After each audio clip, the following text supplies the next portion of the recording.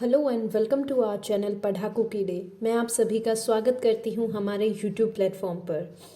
इस वीडियो पे अगर आप लैंड हुए हैं तो इस वीडियो में हम डिस्कस करने वाले हैं परफेक्ट पार्टिसिपल के बारे में, जिसे हम हैविंग प्लस V3 से डिनोट करते हैं, जो कि नॉन फाइनाइट वर्ब्स के अंदर आपका एक टॉपिक आता है।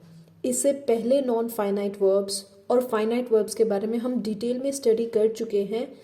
इस वीडियो को पूरा देखने के बाद, समझने के बाद आप उन वीडियोस पे भी स्विच ज़रूर करें।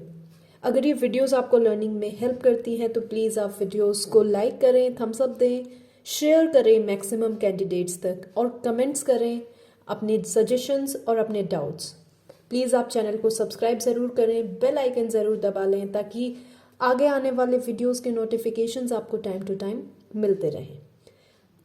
ये जो सीरीज़ हम इंग्लिश ग्रामर की चला रहे हैं, इसमें हमारा मेन टारगेट है इंडियन नेवी SSR की पोस्ट। इसके अलावा अगर आप किसी और कंपटीशन एग्ज़ाम की भी तैयारी कर रहे हैं तो भी ये वीडियोस आपके लिए उतनी ही हेल्पफुल हैं, क्योंकि मेरी कोशिश रहती है कि मैं आपको पूरा डिटेल में समझाऊं हर एक टॉपिक विद एग्जाम्पल्स, जो कि आजकल पैटर्न है MCQ क्वेश्चंस का हर कंपटीशन एग्ज़ाम में। So let's get started with today's video. सबसे पहली बात जो हमें यहाँ पे समझनी है वो है कि परफेक्ट पार्टिसिपल को हम डिनोट कैसे करते हैं। परफेक्ट पार्टिसिपल को हम डिनोट करते हैं हैविंग प्लस V3। अब क्योंकि हमने पहले ही समझ लिया है ये चीज़ कि पार्टिसिपल किसी भी सेंटेंस में किस तरीके से काम करता है, वो एडजेक्टिव की फॉर्म में काम करता है। और क्योंकि परफेक्ट पार्टिसिपल का ही एक पार्ट है, so it also acts as an adjective in any given sentence. Example देखते हैं, फिर हम इसको और अच्छे से समझते हैं। Example number 1, having done the work he went home. मैं इस सेंटेंस की आपको पहले सेंस समझाती हूँ। ये सेंटेंस बोलना चाह रहा है दैट काम करने के बाद हैविंग डन द वर्क वो घर गया, यानी कि हमें इस सेंटेंस में कैसी सेंस आ रही है, कंप्लीशन की। और यहाँ पे आप देख सकते हैं कि हैविंग प्लस V3 भी यूज हुआ है और ये एज एन एडजेक्टिव यहाँ पे यूज हुआ है। ही हमारे पास वही subject, went main verb, home object. Example second देखते हैं, while doing the work he fell asleep. अब इस सेंटेंस में हमें बोलना चाह रहा है कि काम करने के दौरान ही वो सो गया, यानी कि यहाँ पे काम कंप्लीट नहीं हुआ, कंप्लीशन की सेंस नहीं आ रही है। जब भी कंप्लीशन की सेंस आएगी we will use having plus V3। जब भी इनकम्प्लीशन की सेंस आएगी सेंटेंस में we will use while plus V1 plus ING, यानी कि while doing the work he fell asleep. I hope ये 2 पॉइंट्स आपको क्लियर है कि कंप्लीशन और इनकम्प्लीशन में डिफरेंस क्या रहेगा सेंटेंसेस में। अभी देखते हैं next example. While writing the letter he posted it. Now you tell me logically कि हम लेटर कब पोस्ट करेंगे, जब वो लिखने की प्रोसेस में रहेगा तब, या फिर जब वो कंप्लीटली लिखा जा चुका होगा। ऑब्वियसली जब वो कंप्लीटली लिखा जा चुका होगा। ये कैसी सेंस में पोस्ट होगा, जब हमारे पास कंप्लीशन हमें शो होगा, राइट। यहाँ पे इसको करेक्ट कैसे करेंगे, having written the letter he posted it, यानी कि पहले हमें लेटर को कंप्लीटली लिखना है फिर उसको पोस्ट करना है। ऐसा नहीं है कि लिखते लिखते ही उसको पोस्ट कर देंगे। This sentence is not correct and this is the correct sentence. ये आपको एग्जाम्पल समझ आ गए होंगे आई होप, कंप्लीशन और इनकम्प्लीशन के किस तरीके से आपको गिवन सेंटेंस में एरर्स स्पॉट करनी है और उनको करेक्ट करना है। अगला एग्जाम्पल देखते हैं, after writing the letter he posted it. ठीक है, ये तो सिंपल तरीका है कि हम इस तरीके से भी कह सकते हैं कि लेटर लिखने के बाद उसने पोस्ट किया। This is very simple way of saying things. But अगर आप स्टैंडर्ड इंग्लिश न्यूज़ चैनल देखते हैं, फॉलो करते हैं, अच्छे न्यूज़पेपर्स इंग्लिश में अगर आप फॉलो करते हैं, तो आपको वहाँ पे ये वाले सेंटेंस कम देखने को मिलेंगे। ये जो सेकंड सेंटेंस आप देख रहे हैं, having written the letter he posted it, इस तरीके के, इस फॉर्म में रिटन सेंटेंसेस आपको ज़्यादा दिखते हैं, because these are standard forms. So moving to the next one. Having arrested yesterday, the thieves were sent to jail. अब इस एग्जाम्पल को थोड़ा सा ध्यान से समझना. यहाँ पे हमारे पास क्या है? सब्जेक्ट. और यहाँ पे एक वर्ब है हमारे पास. अगर मैं इसको हैविंग प्लस V3 ना देख रही हूँ, अभी सिर्फ अरेस्ट देख रहे हैं, तो ये जो थीव्स हैं ये अरेस्ट किसी को करेंगे या खुद अरेस्ट होंगे? थीव्स तो खुद अरेस्ट होंगे, ना कि थीव्स किसी को अरेस्ट करेंगे. सो इस वर्ब का डूअर नहीं है थीव्स, यानी कि नॉट डूअर. अब क्योंकि ये डूअर नहीं है, और अगर आप इस सेंटेंस को देखें, the thieves were sent to jail, तो ये सेंटेंस एक्टिव वॉइस में है या पैसिव वॉइस में?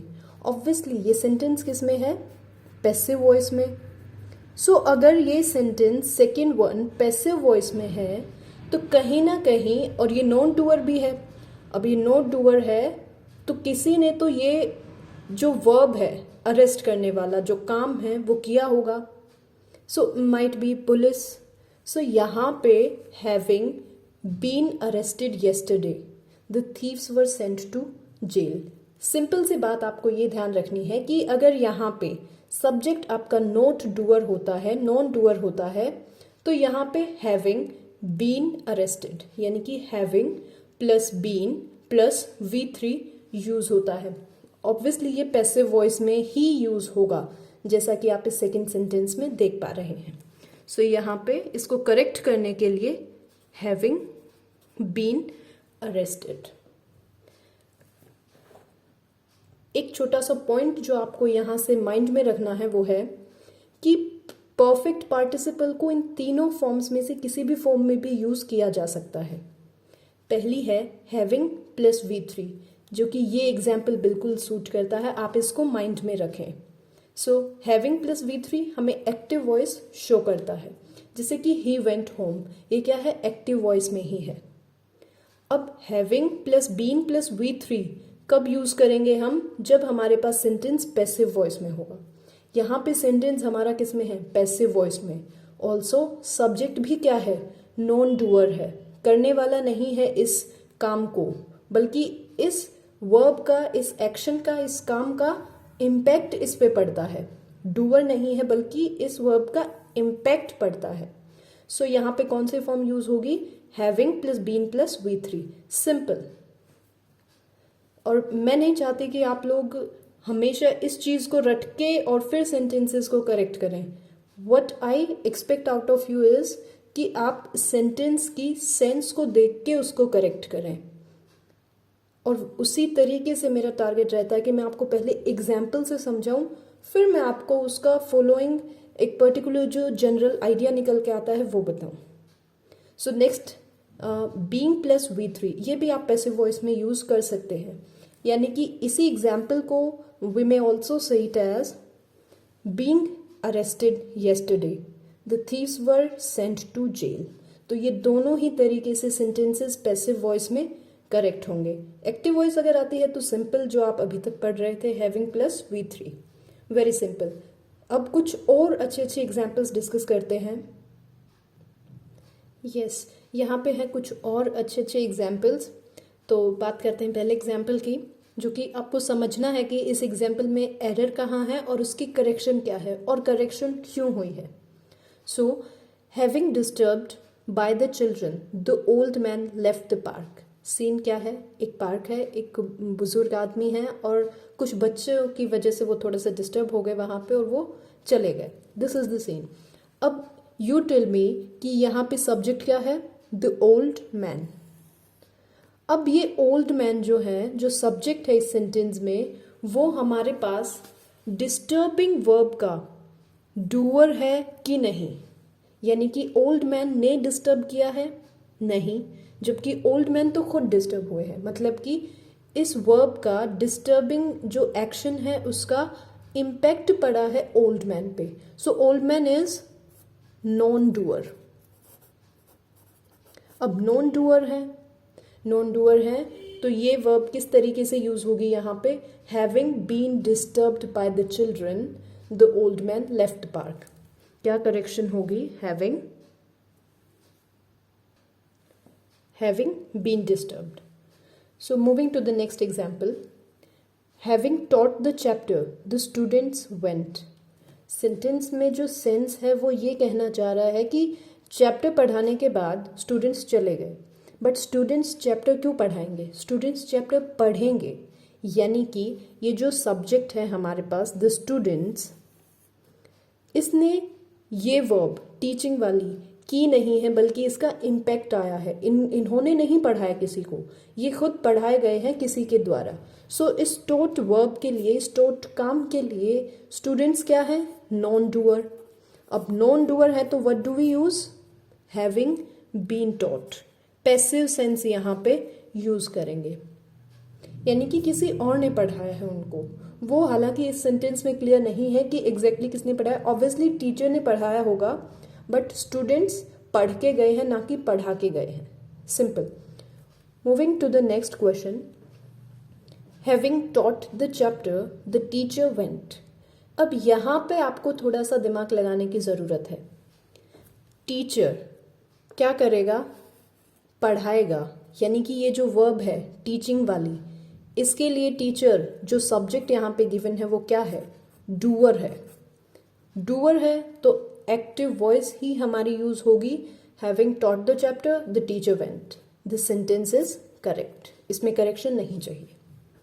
सो आई होप आपको ये एग्जाम्पल्स क्लियर हैं कि किस तरीके से डूअर और नॉन डूअर को हमें रिकग्नाइज करना है और उसके अकॉर्डिंग सेंटेंस में हमें एक्टिव वॉइस या पैसिव वॉइस का यूज करना है।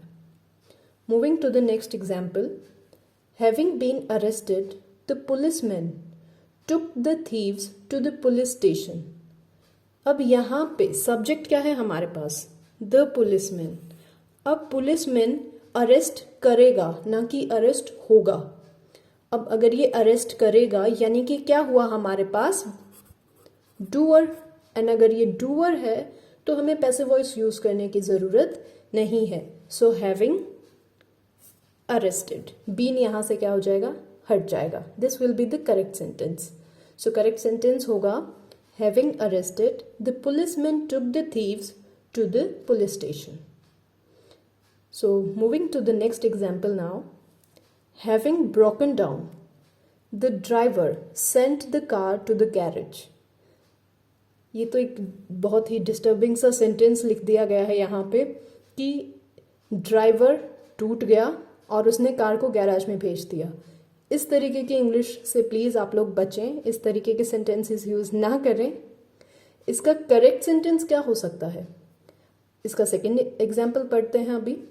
Having broken down the car was sent by the driver to the garage. अब यहाँ पे हमने देखा कि हैविंग ब्रोकन डाउन यानी कि हैविंग प्लस V3 हमने यूज़ कर दिया, लेकिन अगर हम ये वाला सब्जेक्ट यूज़ करते हैं ड्राइवर वाला ही, सो ड्राइवर के लिए तो ये वर्ब बिल्कुल भी नहीं है। ना तो ये ड्राइवर खुद टूटा है, ना इसने किसी को तोड़ा है। ये वर्ब इसके लिए है ही नहीं। ना तो इस ब्रेकिंग का इम्पैक्ट इसके ऊपर आ रहा है, ना इस ड्राइवर ने ये वर्ब या ये एक्शन किया है। सो इसका मतलब कि गड़बड़ कहाँ है सेंटेंस में? गड़बड़ है इसके सेकेंड पार्ट में, जहाँ पे हमें इसका सब्जेक्ट चेंज करना होगा। और सब्जेक्ट किस तरीके से चेंज होता है सेंटेंस का? जब वो ऑब्जेक्ट में कन्वर्ट हो जाए और ऑब्जेक्ट सब्जेक्ट में कन्वर्ट हो जाए। सिंपल शब्दों में कहूँ तो एक्टिव वॉइस और पैसिव वॉइस का टॉपिक यहाँ पे इंट्रोड्यूस होता है। सो इसको हम सेकेंड सेंटेंस को पैसिव वॉइस में कन्वर्ट कर देंगे, ताकि ये जो ब्रोकन वर्ब है जो कि कार के लिए यूज हुई है, लॉजिकली सेंसिबली, तो कार ही हमारा क्या बन जाए? यहाँ पे सब्जेक्ट बन जाए। अब ये सेंटेंस क्या हो गया? ग्रामेटिकली और सेंसिबली विद लॉजिकली करेक्ट हो गया। Moving to the next example, having written in English they could not read the letter. Again same disaster sentence में किया गया है। दे क्या है? लोगों के लिए यूज हुआ है, और एक सेंस में ये जो सेंटेंस लिखा है उसकी जो सेंस निकलती है वो इस तरीके से आ रही है कि ये लोग इंग्लिश में लिखे गए हैं इसलिए लेटर नहीं पढ़ सकते, जबकि ऐसा नहीं है। सेंस मस्ट बी कि लेटर इंग्लिश में लिखा गया है, इसलिए ये लोग इसको नहीं पढ़ पा रहे। सो अब एक और एग्जाम्पल मैंने आपके लिए लिखा है और आपको दो ऑप्शंस में से एक ऑप्शन करेक्ट चूज करना है। हैविंग बीन रिटन या फिर written in English, the letter could not be read by them. First of all हमने क्या किया, सेकेंड सेंटेंस को पैसिव वॉइस में कन्वर्ट कर दिया, यानी कि दे को हमने देम बना दिया, सब्जेक्ट को ऑब्जेक्ट बनाया है और ऑब्जेक्ट को सब्जेक्ट बनाया है। पैसिव वॉइस एक्टिव वॉइस अपने आप में एक अलग टॉपिक है जो हम अलग से डिटेल में डिस्कस करेंगे अपकमिंग वीडियोस में। यहाँ पे I would like to mention कि अगर आपको रिसेंटली इन वीडियोस के बाद, वर्ब टॉपिक की वीडियोस के बाद किसी पर्टिकुलर टॉपिक पे वीडियोस चाहिए इंग्लिश ग्रामर से रिलेटेड, तो आप प्लीज मुझे कमेंट सेक्शन में बता सकते हैं। पहले हम उसी टॉपिक को कवर अप कर लेंगे। So coming back to the example, हमने क्या किया, सेकेंड सेंटेंस को पैसिव वॉइस में कन्वर्ट कर दिया। अब लेटर जो कि हमारा यहाँ पे क्या बन गया, सब्जेक्ट। लेटर ने किसी को लिखा है या लेटर किसी के द्वारा लिखा गया है? सो लेटर किसी के द्वारा लिखा गया है, पैसिव वॉइस। सो यहाँ पे having been written in English, this is the correct answer. The letter could not be read by them. So I hope ये एग्जाम्पल आपको क्लियर हो गया होगा अच्छे से। आज की वीडियो में हम इतना ही डिस्कस करेंगे।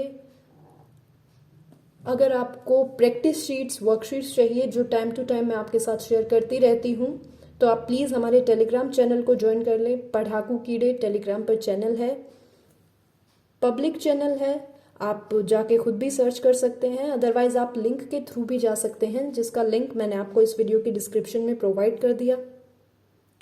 परफेक्ट पार्टिसिपल से लेके जितने भी इंपॉर्टेंट एग्जाम्पल्स या जितने टाइप के एग्जाम्पल्स बनते थे मैंने आपसे डिस्कस कर लिए हैं इस वीडियो में। Now the rest is your practice, your efforts for it.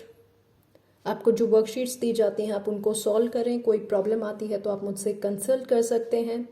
आप मुझे कमेंट में बता सकते हैं अपने सजेशंस या अपने डाउट्स शेयर कर सकते हैं। I have kept the place open for you people. आज की वीडियो में इतना ही, मिलते हैं अगली वीडियो के साथ। तब तक के लिए आप प्रैक्टिस करते रहिए। Take care of your health. Thank you and connecting for us. Thank you so much. Thank you so much for connecting and learning with us. Thank you so much.